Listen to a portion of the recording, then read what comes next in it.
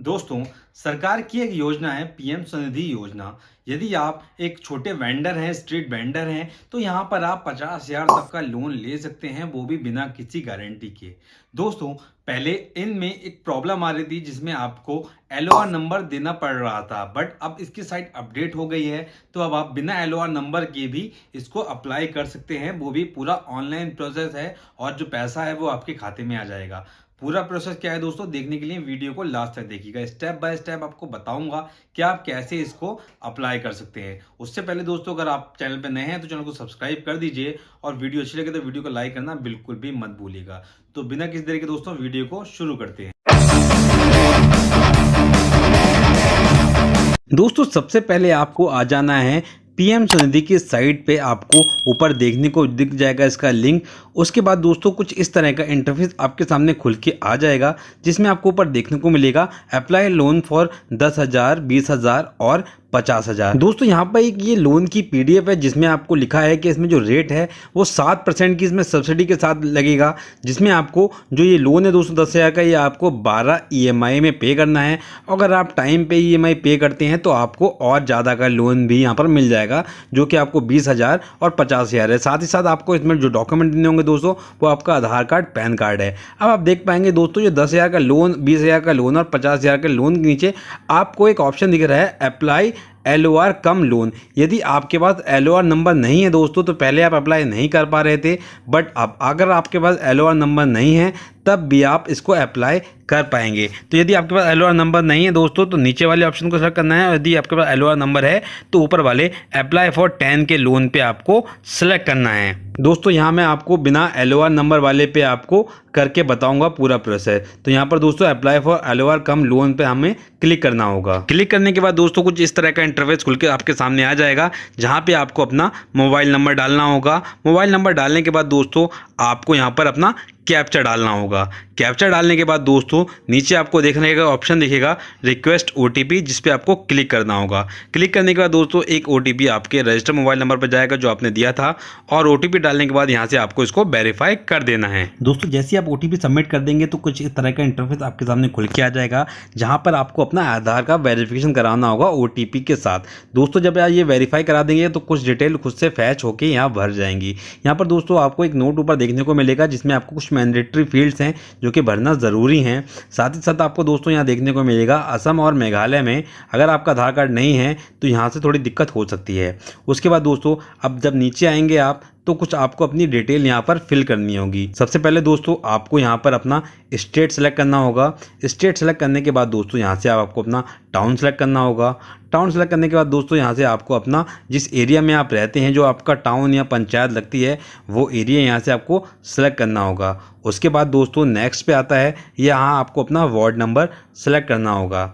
उसके बाद दोस्तों नीचे आप जब आएंगे तो यहाँ पर आपको कुछ ऑप्शन देखने को मिलेंगे, जैसे पर्सनल इन्फॉर्मेशन, जिसमें आपको अपना फादर का नाम लिखना है, आपका अपना मैरिटल स्टेटस लिखना है, जो आपका नेम है दोस्तों वो फैच हो जाएगा आपके आधार से। साथ ही साथ अगर आप सीआईजी या जीएलजी के मेंबर हैं तो यहाँ यस या नो पे आपको क्लिक करना होगा। साथ में आपको अपनी कैटेगरी सेलेक्ट करनी होगी।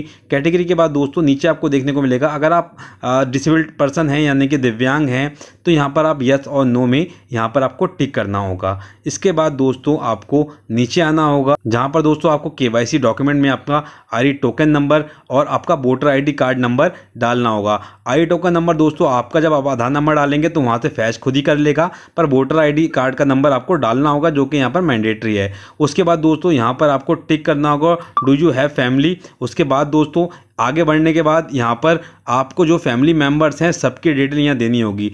जैसे आप इस पर टिक करेंगे दोस्तों, यहाँ पर आपको नंबर ऑफ फैमिली मेम्बर जो जो आपके हैं उन सबकी डिटेल देनी होगी, जो यहाँ पर आपकी शो करने लगेगी। उसके बाद दोस्तों आप थोड़ा सा नीचे आएंगे तो यहाँ पर आपको देखने को मिलेगा एड्रेस एज पर केवाईसी। तो दोस्तों जो भी आपका एड्रेस होगा वो आपका आधार से खुद ही फैच कर लेगा, आपको डालने की जरूरत नहीं है।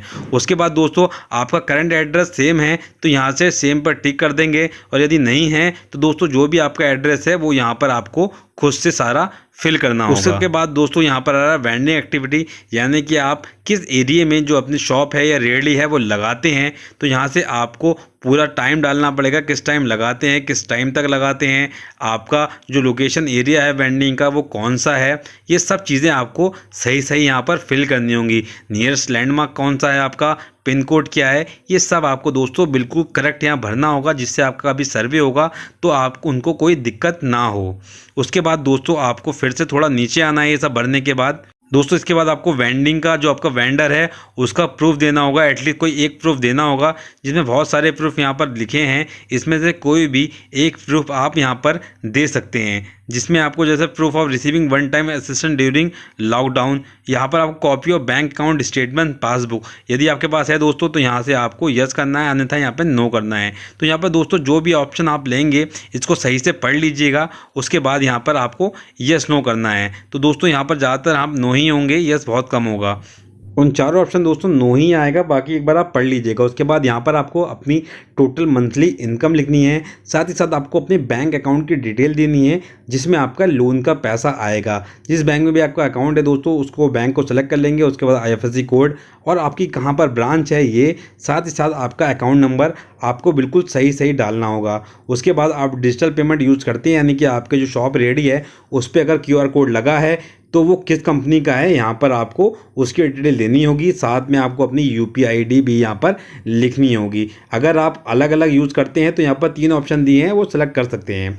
उसके बाद दोस्तों यहाँ पर आपको अपनी एग्जिस्टिंग लोन की डिटेल देनी है कि कोई अगर आपके पास लोन चल रहा है आपके नंबर पर, आपके पैन कार्ड पर, आपके अकाउंट पर, तो कितना लोन है, कितना आउटस्टैंडिंग बचा है, किससे आपने ले रखा था, साथ ही साथ उसकी EMI कितनी है, ये आपको बिल्कुल करेक्ट देनी होगी। तो उसके बाद नीचे आएंगे तो यहाँ पर आपको लोन अमाउंट रिक्वायर्ड दिखा रहा है, यानी कि आपको कितना लोन चाहिए।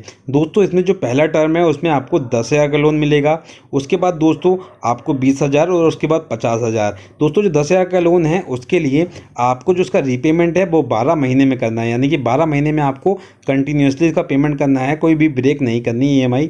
उसके बाद अगर आप ये सही कहते हैं तो आपको 20,000 तक का लोन मिलेगा सेकंड टर्म में, जिसकी जो EMI दोस्तों आपको 18 महीने में देनी है। उसके बाद दोस्तों तीसरे जो टर्म है उसमें आपको 50,000 का लोन मिलेगा, जिसको आपको 36 महीने में देना है। उसके बाद दोस्तों यहाँ से आपको अपना लोन का पर्पज़ लिखना है कि आप किस लिए लोन लेना चाहते हैं, बिजनेस को बढ़ाना चाहते हैं या कोई एसेट परचेज करना चाहते हैं या फिर वर्किंग कैपिटल। ये दोस्तों यहाँ पर जो भी आप पर्पज़ हो आपका यहाँ पर टिक करके पहले दोस्तों आपको यहाँ इसको सेव करना है। सेव करने के बाद दोस्तों इसको आपको सबमिट कर देना है। सेव करने से डेटा सेव हो जाएगा, उसके बाद इसको सबमिट कर देंगे तो आप नेक्स्ट पेज पे आ जाएंगे जहाँ पे आपको डॉक्यूमेंट अपलोड करने होंगे, जिसमें दोस्तों सबसे पहले आपको अपना फ़ोटो एक अपलोड करना होगा। ये पासपोर्ट साइज़ फ़ोटो होगा दोस्तों, जिसको आपको यहाँ पर अपलोड करना होगा।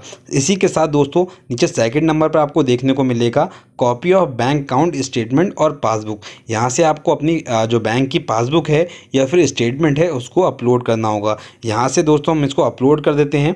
अपलोड करने के बाद दोस्तों आपको ये ध्यान रखना होगा जो फाइल है बिल्कुल वो सही हो, 1 MB से कम हो, ठीक है। उसके बाद दोस्तों यहाँ से इसको फिर से सबमिट कर देंगे। दोस्तों नेक्स्ट पेज पे 2 ऑप्शन आपको देखने को मिलेंगे। पहला है submit your application to marketplace, यानी कि आपके एरिया में जो भी बैंक या कंपनी होंगी उसमें से किसी के पास भी आपकी एप्लीकेशन चली जाएगी। और जो दूसरा ऑप्शन है दोस्तों वो है submit your application to your preferred lender, यानी कि आप जिससे चाहें, अगर आपका कोई प्रेफर्ड लेंडर है, बजाज फाइनेंस, बजाज कैपिटल, कुछ भी, तो यहाँ पर आप उसका जो नाम है वो लिख सकते हैं, यानी कि उस एरिया में सिर्फ उसी कंपनी के पास जो आपकी एप्लीकेशन है वो जाएगी और वहाँ से आपका लोन हो जाएगा। तो इसमें सबसे पहले दोस्तों आपको प्रेफर्ड जो लेंडर है उसका नाम आपको यहाँ पर सेलेक्ट करना होगा। साथ ही साथ दोस्तों उसके बाद यहाँ पर आपको उसकी जो प्रेफर्ड ब्रांच है वो यहाँ से आपको उसकी सेलेक्ट करनी होगी।